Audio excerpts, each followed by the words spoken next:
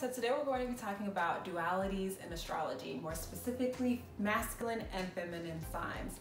So before we get started, please understand that astrologically speaking, feminine and masculine, take gender out of it. It has nothing to do with gender. If you are a male Cancer, that does not make you any less of a man, whatever that means to you. If you're a Gemini female, that makes you no less of a woman. Dualities in astrology are more so speaking of whether you exert more internal or external energy. So I will further explain that. So masculine signs are known to exert more external energy. They focus more on connecting with other people. How am I going to impact this person? How am I going to impact the world? You know, they're thinking larger than life. They're thinking adventure. They're thinking outside of themselves. They'll walk away from a situation not really thinking about, oh, what could I have done differently? But they're the ones who are going to walk away from a situation kind of like, well, I can't believe X, Y, and Z happened because of that and because of this, and this was happening over there. Feminine signs exert more internal energy. They're more introspective. They're always thinking about their kind of well-being and how they can move differently in situations. They walk away from situations saying, wow, what could I have done differently, before thinking of external factors. So with this information, one might say, oh, well, this just means masculine signs are more extroverted and feminine signs are more introverted. Not necessarily. This is about energy and intention and motives. So for example, Capricorn is under the feminine category. Capricorn's natural home is the 10th house. The 10th house is literally all about public perception, career and networking and professional life and things like that. So that does not scream introverted to me. I don't know about you, but it does not scream introverted to me. But we have to focus on the energy behind feminine signs, right? So like I said, feminine signs, they exert more internal energy. So you have to think about the motive. Capricorns have an internal based motive. It's all about kind of how can I get ahead? What can I do to boost my career? What can I do to move ahead professionally? What can I do to improve my status? You might have noticed that Libra is in the list of masculine signs. When one thinks of Libra, their first thought would not be masculinity. You know, Libras are all about love and connecting with others and things of that nature. But let's go back to intention. What does astrology define as masculine energy? That is energy that is more externally focused. Libra is all about connecting with others. It's all about partnership. Focus less on self and more about other people. So that is an external motive that involves someone else versus a motive like Capricorn that is kind of solo. Feminine energy or feminine signs, their motives can be fulfilled without other people. Does that make sense?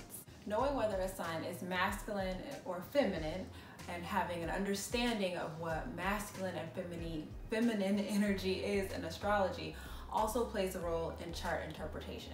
For example, if you have a house that has a masculine sign ruler, then that house is going to call for you to reach more externally to achieve the goals associated with that house, or to get a better understanding of the theme of that house. If you have a house that has a feminine sign ruler, that house is going to call for you to do a little digging inside yourself, and it's going to be more of a solo journey. For example, we know that the 7th house is Libra's natural home. The house is all about partnership and developing connection with another. So Libra would be happy there. Leo would be happy there. Gemini would be happy there. Sagittarius is happy there because those signs have a natural inclination to exert external energy.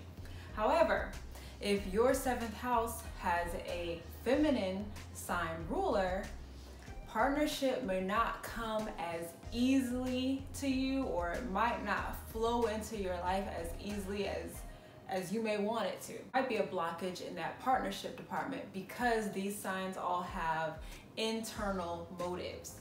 They don't need someone else to fulfill that motive. So for example, say Capricorn is your 7th house ruler. So if it's ruling a house like a 7th house, that's all about coming together. And it's not really about competition at all, really. It's about partnership. You know, having a Capricorn themed 7th house could make you the type of partner that kind of has to get used to partnership. You know, you have to get used to the idea of sharing and the idea of possibly kind of cultivating someone else's success and not just your success. You know, Scorpio is kind of like the secret keeper, right? It ruling a house like the 7th it could make for a person who is not, they have to get used to the idea of sharing their innermost thoughts with someone else. So again, internal motives kind of becoming the theme of such an external house. Those are just some examples of how that would play out. So instead of looking at masculine and feminine signs as male and female, simply look at it as just another way to differentiate one sign from another and further learn about each sign individually. So for example, we learned about elements, we learned about modalities. Now we can add dualities to the list. One might still be asking, well, does gender have any impact at all in the way in which signs manifest? The answer is, one person studying astrology might answer this question differently than another person studying astrology, honestly. I will give my opinion. I think that gender doesn't necessarily play a role in which signs manifest, however, gender roles do. For example, say you have a male and he is born under the sign of Pisces. So he might be someone who is more sensitive, who feels more of an inclination to express himself more deeply, really always in touch with the feelings of others. But as we all know, in certain households, boys are raised to, you know, always man up, you know what I'm saying? Like, put those feelings to the side. What you doing? What you crying for? You know what I'm saying? So Pisces male, you know, could have been conditioned to not express those feelings. Now, Pisces, it rules kind of people seeing only what they want to see, or kind of people showing only what they want others to see. It could turn into or manifest as deception.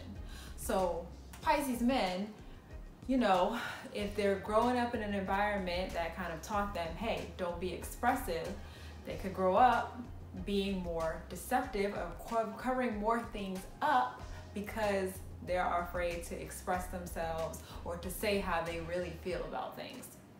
Another example, so you have an Aries little girl, you know, who grows up in an environment where everyone is telling her, you need to be more ladylike, you're too aggressive. She could grow up being even more assertive or aggressive than an Aries man, because the Aries little boy, his aggressiveness was praised. And he grew up in an environment where he could kind of express whatever aggressiveness he was feeling freely with no type of restriction or no type of pushback. So he grew up being very comfortable with that side of himself. However, an Aries woman could have a reputation of being more of a powerhouse, more bossy, because she has grown up always having to either be combative because everyone is telling her, hey, you need to be less aggressive, or she grew up maybe being more watered down, or feeling like she always had to water it down, you know, when she was around family or things like that, because that's what they told her to do. So now that she's an adult, she's in fight mode. She wakes up like, who won it? You know what I'm saying? So I think that is what kind of makes a man and a woman show the traits of the same sign in different ways, in my opinion. I try my best not to give a lot of my opinions during these lessons because I kind of want it to just be like textbook definitions and just kind of fundamental learning, you know, and make it less abstract and more concrete so that you guys can just get the information. But there are times that I actually want to express my opinion a little bit. So I thought maybe I should have like videos in between the lessons, like astrology, chit chat videos or something like that. So if that is something you guys would be interested in, let me know in the comments so that I can start doing those. Okay guys, it's time for the question of the day. Today's question is not from one person in particular, it's just a question that I receive often. And so I figured why not address it on the show. So a lot of people don't know what to do or how to navigate studying birth charts when they don't have a birth time. I am learning that there are some places that do not record the birth time. So that was something I didn't know before. I know it now, and so I figured that that's an important topic to talk about. Now, if it's just a matter of you losing your birth certificate, there are ways to get a replacement birth certificate, so you could just look that up online and then you'll be good. But if your birth time was not recorded, my advice to you would be to use an ephemeris to put in the year that you were born, and then, you know, scroll down to the month you were born, and then on the side it shows the date, and you can figure out the placements of that day that way. If you need a refresher on how to use an ephemeris, I have a video on that, and I will link it in the description for this video. It also helps whether to know whether a sign is exalted or it's in detriment in a particular placement. So for example, Libra is in detriment when it's in Mars. But we'll talk about that in another lesson. But I guess my point is, right now, focus on what you can figure out. Focus on what you know and learn all you can about the signs so that everything makes more sense to you, the signs and the planets. So like I said, as of now, you have a good idea of how to categorize each sign and why each sign is the way it is and what each sign rules. So that gives you a lot of info right there. But focus on what you know. And if you still want to study birth charts, you can use celebrity birth charts.